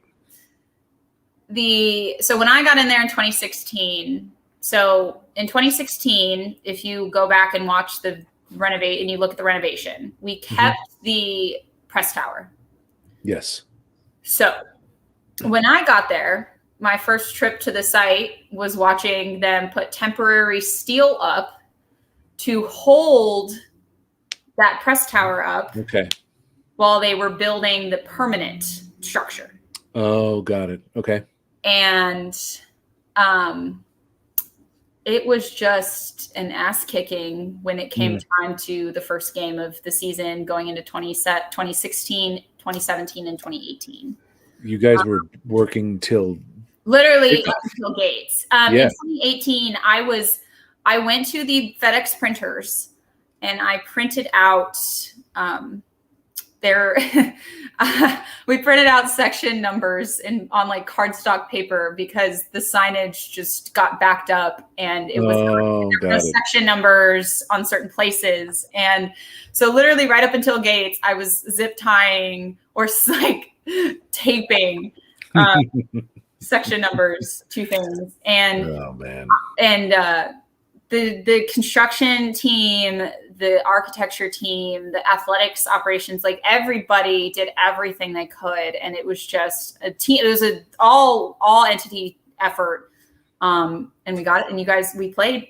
It was unreal the amount of hours you guys were putting in, because it almost, if I remember correctly, it almost started getting to the point where it was around the clock. And I just remember the sod coming in too, right? Because I mean, I remember that happening too. So it was just like everything was just like it has to happen before kick. I don't know who was it. I don't know if it was NAU or whoever it was, but it was still just. I just remember just like, okay, we're all cheering for you, but like, oh man, you guys, because there wasn't really a delay. There wasn't a weather delay. It's just a lot of things just kept coming up for you guys. Yeah, and It was. Fortunately, it wasn't a weather delay, but phase 2 was rough. So phase 2 was the entire west sideline, and then so that was 2016. So that was going in from the end of 2015, going into the start of 2016. Okay. And phase 2 was the entire reconstruction of the west sideline and the first part of the student athlete, like the shell of the student athlete facility. Right. And I just remember we had over 500 to 700 people on site a day. Yeah. During that phase. And that's normal for a stadium. So in the first shift you had, probably 80% of the people, and then the second shift at night, but we were pouring concrete at 2 a.m. and I didn't have to be there for all of that. I was going to say, did you do a third shift run? No, I only had one night where at the end of the student athlete facility signage installation. Okay. I was at the stadium till about 2 a.m. because we had like somebody from, the team had to be there to like make sure it was getting. Oh, got it. The and the company that was installing, like it was me. And then I actually called my dad, and my dad came and hung out with me. Oh, that's cool. Right. My dad got to hang out with me that night. You got to see all that going on in the background. Yeah, it was fun. That's fun. So the phasing wasn't the best. I mean, obviously, hearing the phases of the West is going to look the way it is. Yeah. And then the East is going to. I mean, obviously, we got through it, but it was. We played football. We played football. And now it's whole. Yeah, I think my favorite event. Well, actually, there's two things. Favorite event, second, but your favorite thing during construction, like which phase and what was it that you liked during construction, and then your favorite event. So my favorite thing during construction was giving tours of the student athlete facility with the football team and their recruits. Oh, interesting. Okay. So we would have to put them in, if they weren't wearing sweatpants or if they weren't wearing pants, because proper PPE was you had a hard hat, you had a vest, you had to have safety glasses on, but you also had to have you couldn't be wearing sleeveless. You had to have pants and closed-toed shoes on. And I would have to I got to know Coach Napier and Coach Sale really well because they would call me and be like, hey, we have a recruit and we want to show them what the stadium looks like. And I'm like, guys, like you got, but I think my favorite thing was seeing, like, honestly walking them through like an unfinished locker room and being like, okay, picture picture your barber shop right here. Picture, you know, when we went into the weight room, it's like, picture a rack here, a rack there, cardio machines. Like there was that was some of the coolest experience. And it allowed me to like understand the process of recruiting and interesting with the football team. And it was some of the coolest experiences. And like, and it also got me like talking of, oh, this is what, you know, here's some electrical if you want to look at this electric. It was just, you know, it's just those random. You couldn't say something like, this recruit actually liked this electrical. No. I mean, there's some guys on the team that I took through. They're still on the team now. And I'm just like, I met you guys, but you guys probably have no idea who I am. Yeah, that's true. Especially during that whole recruiting cycle, right? Yeah. That was a really interesting transition, watching the football team going from the third floor and that basement of Carson over to the new building. And it really was a basement, wasn't it? With the locker room, yeah. So I've been in there just a couple. I was lucky enough to be in there a couple times, and so you go through the old tunnel, right? And you're like, okay, I'm under the stadium and everything, and then like the weight room is like even further down. Like you can see it, but it's still for them. Like, wow, you are really below everything. Mm-hmm. And then I got to. Sorry, what was the second question? I like completely lost track. No, that's fine. You thought your favorite thing about construction, but now your favorite event. The Tillman statue. I got to be there. I got to the artist and Art Pierce, the donor. Okay. I got to be part of that whole process of how the Tillman statue. I was going to ask about that. That's very cool. And I was there the morning it was installed. I was like the person they were calling to like let them in because at the casino, all the guys in athletics are like running around doing their other things. They don't have time to let. So that morning I was there and it was just, I can't even describe the feeling. It must have been very emotional. It was. That, right? To see, did you see like the pre-design work, like the pre-statue? I didn't see any of the originals thing, but I was in the meetings when we got the small, what the statue is going to look like in the small mold. Right. So we got like the preview of what it was going to look like. I was blown away. I was like, this is incredible. And I just it's beyond words, right? Because we're honoring someone that is so important to us, but also just seeing the statue and again, your effort behind it all must have just, like you said, been breathtaking. Yeah. So Art Pierce was the donor who donated the statue. And I came into it when they were getting ready to like come and install it, make sure the location of it was right and what the base of it was going to look like. But it was just some of the stories Art has is just so cool. And I'm blanking on the artist's name and I will think of it and I will give her a shout out. Absolutely. And I think event wise, the unveiling of that was just second to none. I think. When it was revealed to the public, do I understand that it was revealed to the team before it was to the public, or did they see it at the same time? I think they saw it beforehand, if I remember correctly. Yes. Because the biggest, with Coach Graham, as a lot of people know, Coach Graham was all about honoring the past and the legacy of who Pat Tillman was, not just as on the field, but off the field. And absolutely. Coach Graham I just remember seeing him when he saw that. And it was even like, you can just see in his eyes, like, this is a staple of this field. It's not even just this building. It's the entire whatever athletics entity. It's a legacy. It's the legacy, not only of it's not only a football legacy, but it's a legacy of the department itself. Correct. Right? It expands the university himself, and so it's definitely, you know, some may just, you know, it's not just a statue. It represents the university in so many different ways that, like you said, like you again, you become a lot. It gets to a loss of words because it is so emotional. Yeah. It is so deeply rooted, and that is something definitely that we can appreciate Coach Graham for. Correct. And my second, I would say, close second event was the dedication of the student athlete facility to Steve Field, Bill Kent, and Jack First. Mm-hmm. The three of them, without them, the stadium would not have been possible. And those three men were just fantastic to work with. Excellent.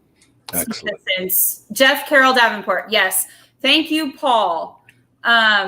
Yes. He actually has a picture, if I remember correctly, he has a picture of Pat Tillman in his classroom. You've heard that story. So yes, that's right. So that's the artist. She was just absolutely phenomenal. And she also is the artist of the pitchfork statue on the southeast staircase. Oh, wonderful. Okay. Yeah, so she did both of those. That's the one that Crafty Devils and Adam Blomker's in. I don't know. It's like, is there going to be an escalator here? Because that's a long walk, I've heard. I do have, but yeah. A funny story about the northeast staircase. Okay. There are 99 steps. So Isaac and I one day decided to walk up those steps, and we counted. Okay. And we created the 99 Steps to Beer in Your Hand song. Oh, there you go. Which goes? 99 steps to beer in your hand, 99 steps to beer. Drink one up, pass one down, 98 steps to beer in your hand. I think it was something like that. Goodness. So it was like Pepsi, yeah. So exactly. Oh, that's funny. You get 99 steps in if you walk up the northeast staircase, everyone. Now, is that just the staircase? That's not to the beer garden, though. That's just up the stairs. That's just up the staircase. Okay, got it. The long staircase. Because I've done the northwest, and it was packed. So yeah. Anyway, I'll have to do the northeast with my new fancy knee brace. To be able to do that exactly. Escalators are expensive.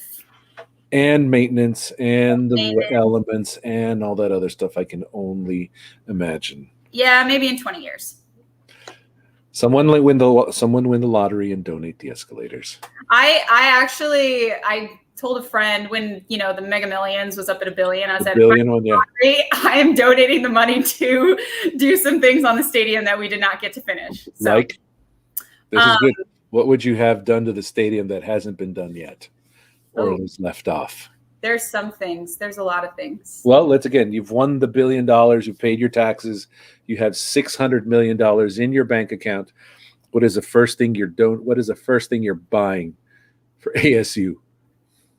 The southeast elevator. Oh, okay. Southeast elevator, unless they've gotten it already, and if they have, great. Okay. Wow, there's a lot. Keep going then. Ideas. Why not? Oh gosh, I thought about this, but I haven't thought about it in a while. So this is the other thing. Okay, let's speak it into existence. We may not be able. Let's say we're going to go ahead. Let's speak these into existence, because who knows how the world's going to go. Let's say we go ahead and we all find a GameStop and we all make bajillions, right? Okay. So let's go ahead and let's hear your ideas, because everyone on here, we can slap our names on all of them, because we're going to have all kinds of money to build them. So the southeast elevator, right? What else? Southeast elevator. I put escalators in, but I'd leave one of the staircases on each side. But I would put escalators on the other side. Phoenix International Raceway did it. Okay. Outside. So absolutely. I would redo.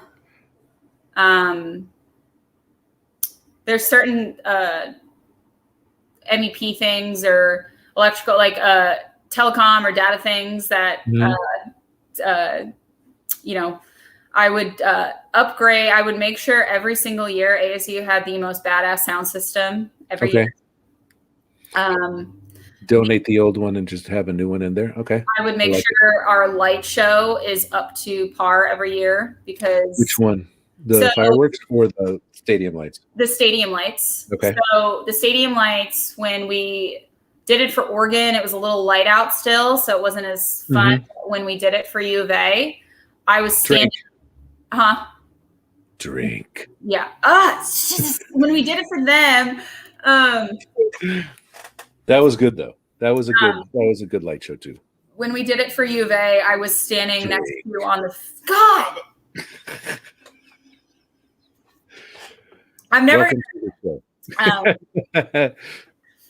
Oh, Joe, I would move the video boards. Yes, that. That's my big one. I would actually destroy them and then just I would have to get the southeast elevator in to the elevator shaft before I put the video board on top of it. So I'd get the elevator in, and then I do the 2 video boards because those elevator shafts are built to house those video boards. Oh, got it. Okay. I'd actually make those. I'd make them really big, and then I'd torch the one on the north, and then I'd make it even bigger because only 1 foot bigger is nice. 1 square foot. 1 square foot bigger is nice. Petty move, but then they could probably we're gonna go and do it a little bit bigger. But I just get it so massive that they just anyway. That's my find a great structural engineer, and then you can. Yes, then we can upgrade it every year. Yeah. What else are you looking at? So the data thing, that's actually good. So yeah, making sure you got internet and all that stuff. But yeah, no. So the story of the light show, I was actually still talk to him this day. The MEP manager from Sunt who really pushed to get the capability to do the light show before I was standing with him on the field next to him when we did it for U of A. And it was one of the coolest things. That's another cool experience that we had. Right. So, Voldemort College. Love it, Paul. But then you can't speak his name either. So I don't know. That's right, because I was forgive me, because I'm still learning all that. Padawan 1 is teaching me all that. Yeah. The Harry Potter lore. So I haven't even seen all the movies, so neither have I. But yeah, so I would goodness gracious. I'd buy myself a suite. Would you? Which one? One of the Founders Club suites. So the ones right there with the open? Yeah, that's fair. I would do that. If they still have any available. Available. Yeah, that's true. Did you ever hang out in the boxes in the press box? Yes. Okay. I've been then, and Duke, don't call them Darth Vader. You don't disparage Darth Vader. What I was going to say is I enjoyed my time up there, but it was so quiet. And it was just, you would get some of the energy from the crowd, but I just loved being in the stadium. So, and I was up there for the Washington game where the Marion Grice Holy Elbow. Oh, that's when I was I was back for that one. So anyway, so you would get a box. See, I don't know. See, I think I would, but I would renovate the entire press box, the entire 3 levels. I would give ASU the money they needed to put the southeast elevator in, get the video boards onto the elevators, and then renovate the entire press box. Okay. All 3 levels. Yep. That would be the first 3 things, and then I would get my own box. You could actually build your own box that would dangle from one spot, you know? Maybe. Yeah, see, that was a whole thing. Yeah, it's it would be one exclusive elevator. No one else could go. There'd be someone always standing there. Yeah. And then it would be just this one box, and it'd be a rave, and everyone the TV would be watching it because everyone would be ripped. And everybody on this stream and everybody on the summit is always invited. That would be, we would have a lot of fun. Yeah. What else? Anything else that you thought? The light show was cool, but I think, like you said, it could get better. But I think it will, and it was just so fun to see it because we got it, and Lawrence was a huge proponent of explaining why we need that and how it can enhance the game day experience, and especially with Thunder and AC/DC. It's insane. Yeah. Oh goodness.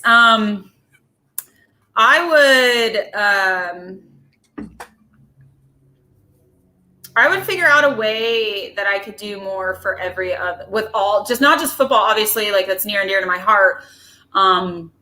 But somehow, just work with all athletics in a way. I don't know. I'd figure out a way to redo the bank. Yeah, That absolutely. Figure out that way what to do with that. I'm super stoked for hockey to get this new Actually, and that was actually a question earlier, and I meant to ask that. And you kind of shared some ideas in there, and Joe Whitener was asking about that also. You can probably see that. What does Lindsey know about the basketball or hockey arena? I don't think there are any plans for the bank, but I have not been involved with any of that since Isaac and I ended our time. We went through processes of where the stadium could be, where the new hockey and basketball arena could be, what it would look like if we renovated Wells Fargo, what it would look like if we, where hockey would be. And, I think Ray has done a fantastic job of incorporating upgrades for Olympic sports. Mm-hmm. The new soccer fields and lacrosse fields and rec fields that have been built over on the other side of the existing soccer field. If you guys haven't seen those, I haven't. Look phenomenal with the new hockey. So this new hockey arena, I think, is going to put a lot of not only hockey on the map, but with wrestling and gymnastics. It's mm-hmm. They're all going to use that arena brilliantly. Oh, did I lose you? Did you lose me? Did I die? Both four. I did lose you. Go ahead. Okay. We're back. Yes.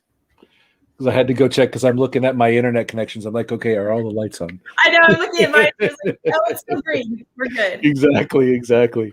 That's always the thing. I have a monitor here too, and it dropped, and I'm like, oh crap, what happened? But yeah, so that's exactly it. So I know we're approaching the top of our second hour. And it goes by so quick, but I always ask these questions of my guests, right? Right before we sign off. And you may have seen some, you may have heard some of these, but there's some of the questions that I always like to get. And the last one, feel free to answer as long as you want. So there's no limit on these. But the first question is,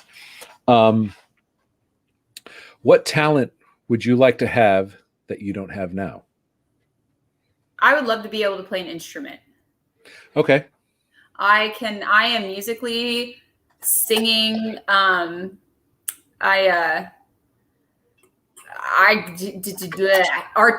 like any arts, visual arts, music talent, I have none. I wish I had some sort of artistic talent. Okay. So maybe we're going to probably have to do the Bob Ross class together, right? He always says you can always paint. So that would actually be fun to do. So, and I don't know why my sign's moving with me, but we'll figure that one out. And then, so now this is another one that everyone goes. So that's a popular one. That was a popular one, being able to play an instrument. I used to play an instrument in high school. Mm-hmm. I can still read and hum out music. The Padawans, so Padawan 1's in choir, and Padawan 2 and 3 are actually in band. Nice. So I kind of get some of that kind of a fix, and it's actually interesting. So I played trombone in high school. Okay. Padawan 2 plays trombone, and so he mentioned it to his band teacher, and so she's like, well, I'll lend you a trombone if your dad wants to play with us. Right. So we'll see. I mean, they seem to be okay with the idea, but then most of the time they just don't want me infringing on what they're doing. So we'll see. But it is definitely something. See, and I'm with you. I wish I could sculpt. I could draw and I can do stuff. I think with my engineering, I can do a lot of like basic shapes. But if I could sculpt, that would be so cool. Just being able to see those pieces and like, how'd you do that? It's always something. Exactly. Right? It's always something else. But what is a talent you have that you admire most? Oh, shit. Okay, I'm going to go completely 360 from the artistic, but I think it's my athletic ability. Okay. Do tell. So I just, growing up, I always played softball. That was like my thing. But my parents were like, hey, if you want to do this, you want to do that, just go ahead. But like my mom was an athlete. My dad played some hockey growing up. So just, I grew up around sports, and it's just, I think it's my, like, I don't know if I don't know how to say that. Like, I guess it's just, I like trying new outdoor activities or things, but my body allows me to do that. That's cool. Absolutely. So And that is a talent, right? Because some people are not coordinated whatsoever. And so Padawan 3 loves softball as well. She's actually loves third base. She okay, loves playing third base. And yeah, so she's been hitting a lot. We got her a net, so we're going to the park as much as yeah. we can and hitting. So, but Paul asked you, what position did you play? Paul, you're talking about me. I was either shortstop or center field, or they would throw me in wherever. So I played first base senior year. It just kind of depended, but normally center field. What field position did you not like? Or did it matter? It really didn't matter. See, that's cool. I played catcher when I was like younger, but we had on our high school team, we had one of the best catchers in the state. So she was a bit, I did not like any position really. That's fair. Like, I couldn't pitch to save my life, so you could never throw me. Same thing with Padawan 3. She just has no interest in pitching. She likes catching for a while, but that was the biggest thing is I have smaller really? hands. So I could throw a fastball, but I couldn't adjust my fingers to throw any other pitch. Oh, interesting. Yeah. So that was always tough. It's always wild watching those it's just learning those nuances of all doing all that. And so even when we try to sign up Padawan 3 for pitching, she's like, I don't know. I refuse to go. She would rather do like the drills or the cardio, or batting's her favorite. Right. But it's like pitching. No, she's like, no interest whatsoever. Yeah. So that's why she got player of the, so there was one year her team, the Purple Foxes, won the whole thing. That won her, was it U11? I guess they were 11, 10 years old. Anyway, and so she got player of the week. So awesome. So someone at the Sparky Stadium shop sent her a softball jersey. Nice. Which she still wears. Yeah. So she follows Maddie Hackbarth a lot. So she and both her sister just. Is it twin or are they just sisters? I think they're twins, fraternal twins. I think so. I can't remember. But both of them are so much fun to watch play. I still follow ASU softball, and I was actually my mom and I went to Oklahoma City in 2015. Oh wow! World Series. Yeah. I watched Florida win it a second time in a row, and the pitcher Lauren Hager, I played against her in high school. Oh, right on. Yeah. So that was, and we had tickets for the entire series. Right. So we got get passes for the entire series. That was my 21st birthday present. Oh, right on. So yeah. When did ASU go? What year was that? 2011 and 2014. Yeah. So then, which was, so was that? 1 in 08, 1 in 11, and then they went 14, and then they went this past year. 14 was with Dallas, or was it? 11 was with Dallas. And so I remember watching that one because they went in 12 too. If I remember. I can't remember which one it was. I just remember watching it on a Mickey Mouse tube TV. It was literally a Mickey Mouse red with the black ear. The speakers were ears and then the yellow feet. And I was just watching it on there because I had no other TV in the house other than what everyone else was watching. So that was actually that was pretty thrilling as well. Yeah. Good. So now, next question is describe your greatest meal at a restaurant. It doesn't have to be the most expensive. It doesn't have to be the most inexpensive, just most memorable. Like, where was it? Who was there and why? It was Oklahoma City. Okay. With my mom when we were there for the tournament. Okay. We went to the Oklahoma City Stockyards. Oh. I do not remember the restaurant name. Okay. I had a porterhouse steak with some, I think I had a baked potato, and I think I had some like green beans or some sort of veggie on the side, but I literally, the first thing you said, memorable meal, it's the first thing. That was the one. It was 2015, summer 2015 in Oklahoma City, and the Stockyards in Oklahoma City, and That's cool. Right, because you just go right to it. I have a couple, but yeah, I mean, there's a couple. One was for an anniversary. I was gonna say, what was yours?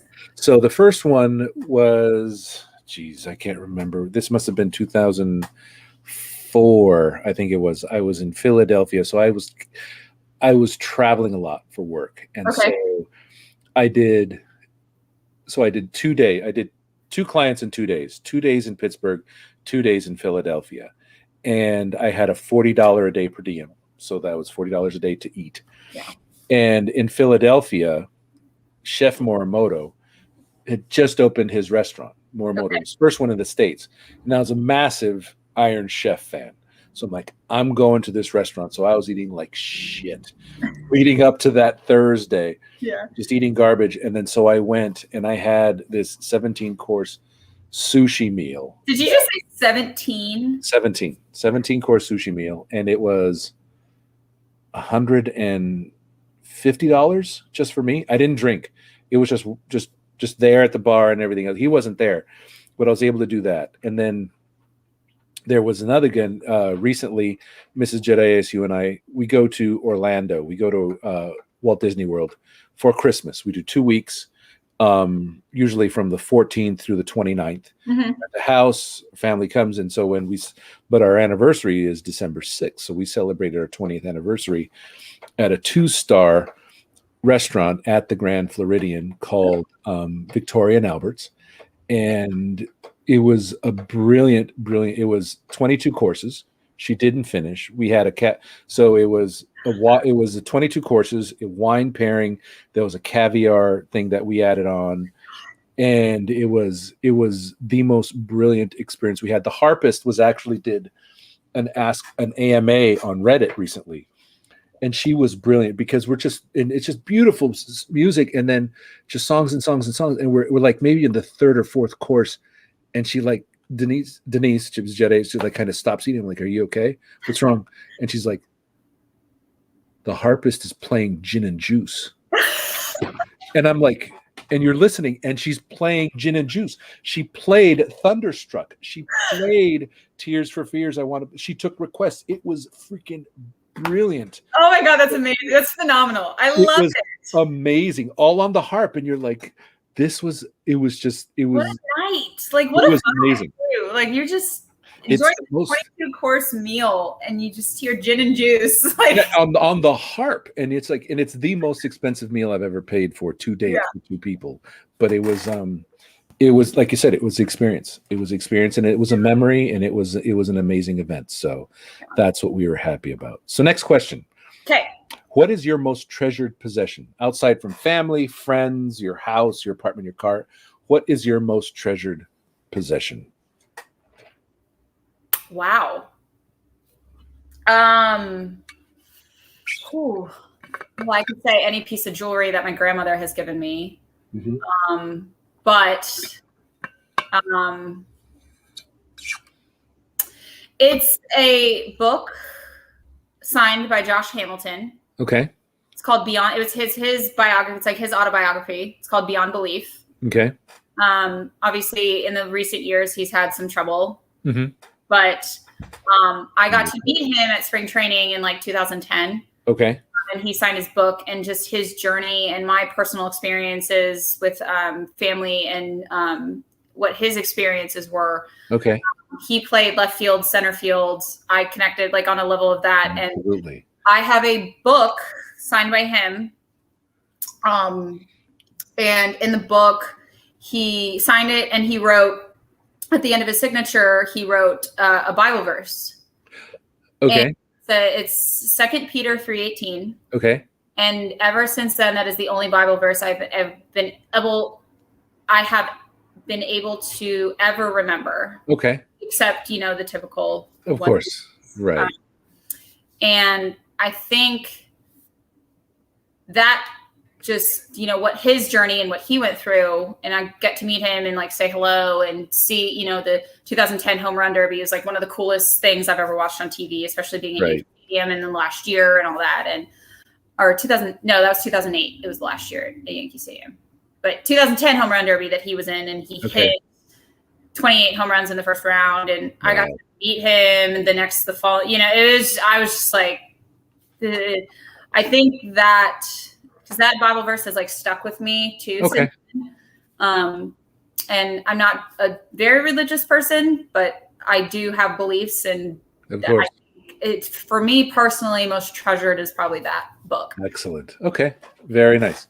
Yeah, I think you're the first book, because some people have had the Cameron Cox from Channel 12, he actually had this picture frame collage that his grandparents had, and it was there when he was, a baby. He remembers seeing it when he was little. Yeah. And so when, I think as his grandparents got older and they had to sell the house and everything else, that was like the first thing he grabbed. And he says it goes everywhere with me. So that's cool. That's really awesome. Yeah. So I love hearing that, because sometimes, like Kyle Dodd shared, it's an autographed sweatshirt of all the Lakers, like that's James cool. Worthy and Magic Johnson and everyone else signed it. But the story behind it is he went on Easter with I believe his grandfather. Yeah. He got him back. He got him, to go into the locker, and then he actually got to sit on Magic Johnson's lap while the press is taking all these pictures.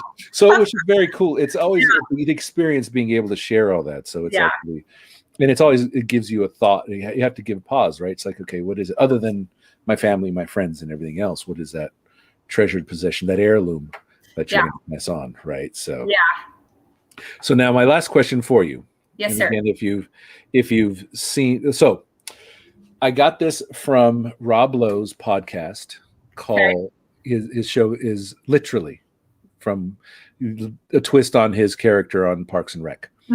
And it's actually a question from a Vogue interview.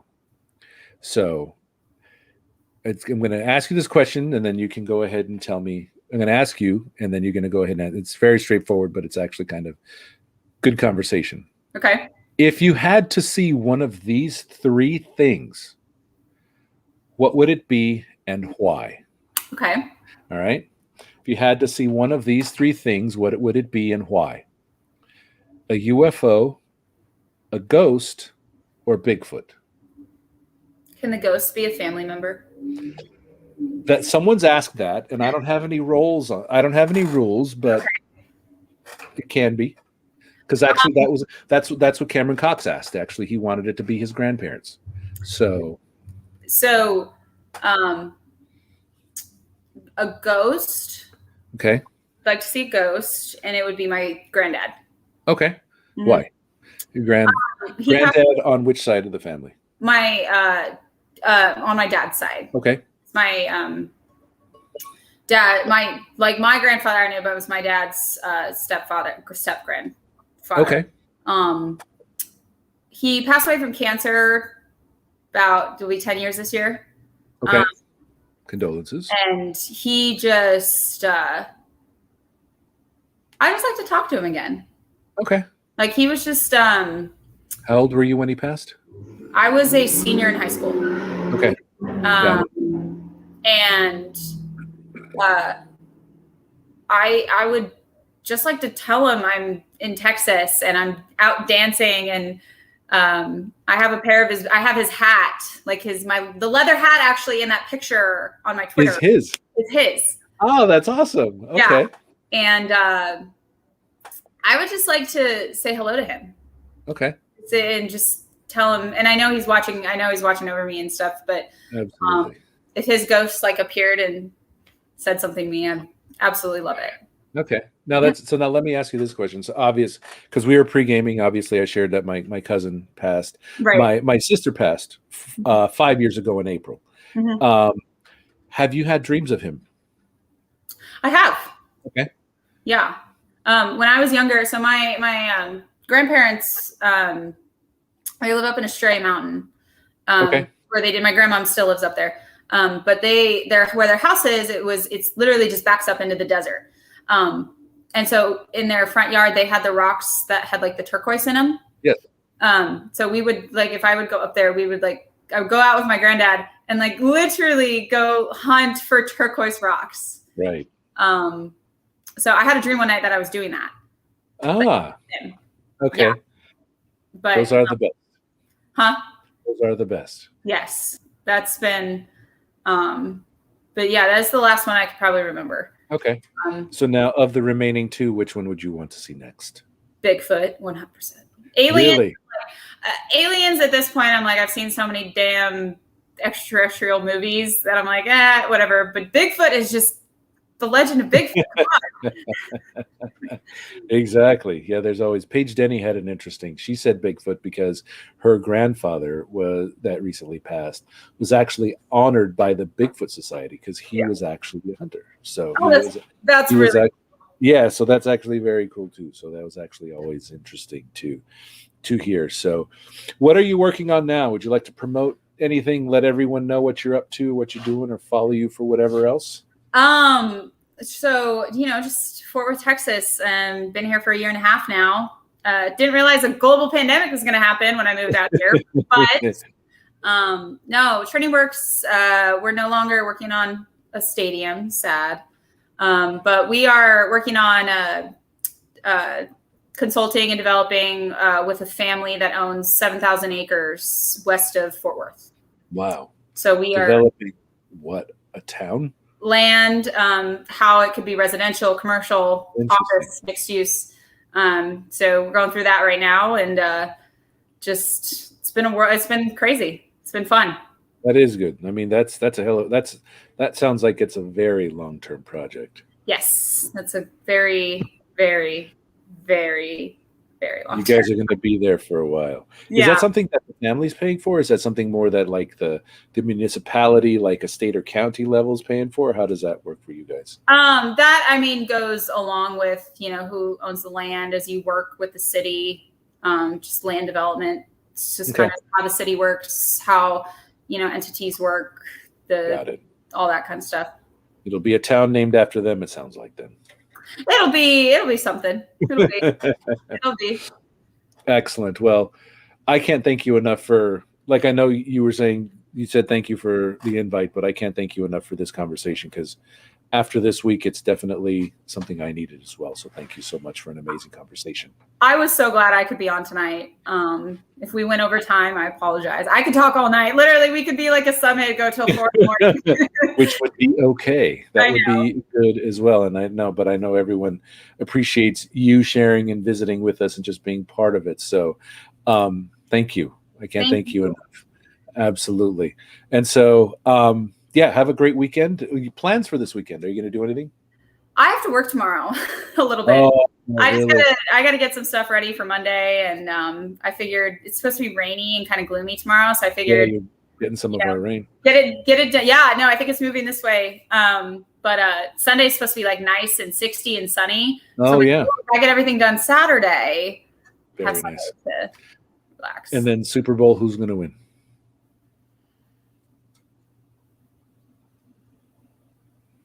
I'm going to go Andy Reid and the Chiefs. Okay. He's the Eagles, and he was my coach for so many years, and I absolutely love him. And I don't know if it's just living in Texas, but I don't know. Mahomes was always fun to watch in college. So you beat him once. That was enough. Yeah. You have a Kelsey brother on the Chiefs. I'll go Chiefs on this one, but it would be pretty cool to see Tom Brady win as not a Patriot, but I'm going to go Kansas City. Yeah, I know. I don't know who I'm actually just there to enjoy it because I'm not exactly sure who. I was invested last year because the Niners, I'm like, okay, it'd be good for the Bay Area, and they got thraxed. So I'm like, yeah. But I'll still watch nonetheless, see if there's going to be any new cool commercials now that everyone's kind of backing out of it. I know. I'd be really interested to see those. I know, because like Budweiser pulled out. They're like, nah, we're going to use the money for vaccinations instead. Okay, cool. So that's all right. I won't see Clydesdales. Exactly. Well, I think there's one. So I think Sam Adams. So I heard about one of the commercials. It's a Sam Adams commercial where your cousin Bob from Boston, he is a way it was described to me. He somehow is able to lift the Clydesdales and run them all around Boston. And the Clydesdales are destroying the whole town, and he's just like, I don't know what happened. And anyway, so that'll be fun. I can't wait. So the Clydesdales will be on somehow. Yeah. Excellent. Well, I'm going to do a quick sign off. Stay on. Once I sign off and then I end the broadcast, we'll catch up just a little bit more as well. Okay. But thank you, everyone in the chat. Thank you, Lindsey. Thank you. Yes, thank you, everyone. Yeah, absolutely. And as always, your handle on Twitter again is. I had a change as _Campbell LM32, I think. That's right. I just have my Bill Kennedy nickname on there. So it's at _CAM Camp. Yeah, Campbell. LM. LM. That's right. Just 32. Yeah. No, I don't see a 32 here. Is it? I don't see. Maybe you dropped the 32 on there. Maybe. Yep, it's got it.